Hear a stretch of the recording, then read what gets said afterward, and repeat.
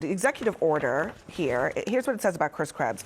Krebs, through CISA, falsely and baselessly denied that the 2020 election was rigged and stolen. That is in a presidential executive order, almost as if Bigfoot was real. What is going on? Yeah, well, I'm glad to be with you. I think this is probably one of the most dangerous things that we've seen from him. And we've seen a lot of craziness, but this is now taking the department and completely weaponizing against two people who just disagreed with him. One who told the truth and was involved as a witness in the congressional inquiry, and then somebody else who has said some things about him. The problem is we're back to now what he complained about throughout the campaign and his presidency, and that was that the Justice Department had somehow been weaponized. And now you see him essentially given a mandate and a directive by way of this presidential order to the department to move forward. He signed 2 executive orders ordering investigations, weaponizing his Justice Department against people who just disagree with him. How do you justify that? I mean, look, politically, my advice to the president on this one would be continue to focus on strengthening the economy. You got to figure out a way to bring down cost. Keep doing what you're doing as it pertains to immigration. We need to increase chip manufacturing within the United States. There are several political things that I think that he needs to do. All right, hold on. Okay.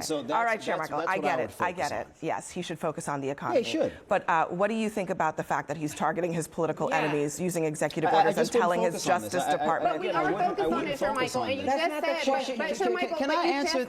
Well, you haven't answered, but you have not answered. I did answer. I just didn't answer the way you wanted me to answer. You don't get to dictate my comments to my response on this show. But your comments are not directed to the issue. The very yes, they were, question because that my she response asked. was And furthermore, the Chair Michael, focus you should be. Hang on a second. About this not being in the just third because I don't want to overtalk Tiffany, you. one second. Go ahead, Tiffany. Go ahead. I mean, Go ahead. Listen, Chair Michael, you're a friend of the show. You're my friend.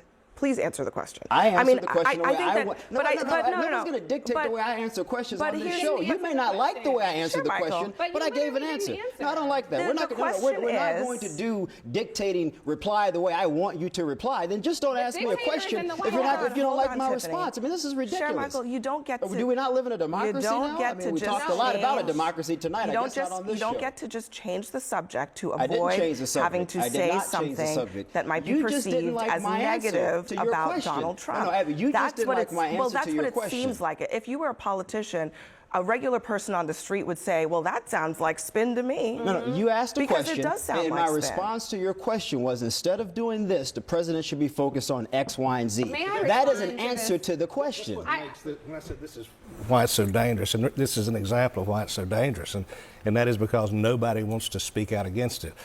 We've been waiting for Republicans, whether it be in Congress or wherever they are, to come up and actually say that we're not going to let Trump's power go unchecked. And when he does something wrong, something illegal, something outside the bounds of the history and the department, they sit quiet. Is it illegal? Do you believe what he did is illegal? Absolutely.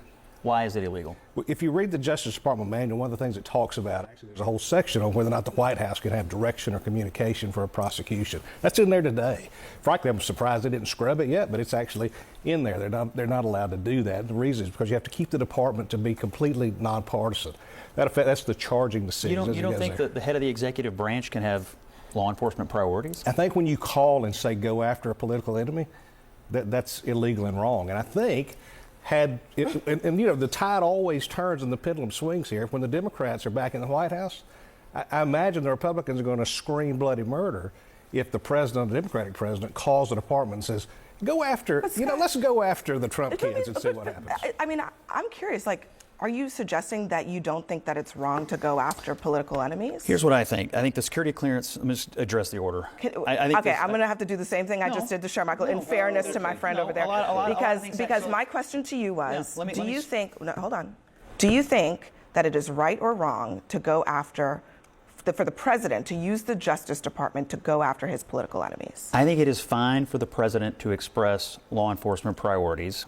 I think that the Department of Justice should exercise the same judgment that they would exercise on anyone else as it relates to whether someone should be criminally investigated. But here's what I believe about the order in total. The security clearances, fine. There's far too many people with security clearances. I don't have a problem when they take them away. Reviewing access and dissemination of information, perfectly fine, because we do know some oversteps occurred. Looking at whether the government was involved in censorship, which we know they were, perfectly fine. But I He's think talking about censorship of his lie. He's well, there were alleging. other issues. Hold on, there hold was on, issues Scott. related to COVID. He is alleging. He is alleging that CISA censored his lie that the election was stolen. It is not true that the election was stolen. Chris Krebs told the truth, and now he's being targeted by the government with an executive order. Right. I guess it shouldn't be. I don't think it should be hard to just say, this is not what the government should be doing. This is not what the president should be doing.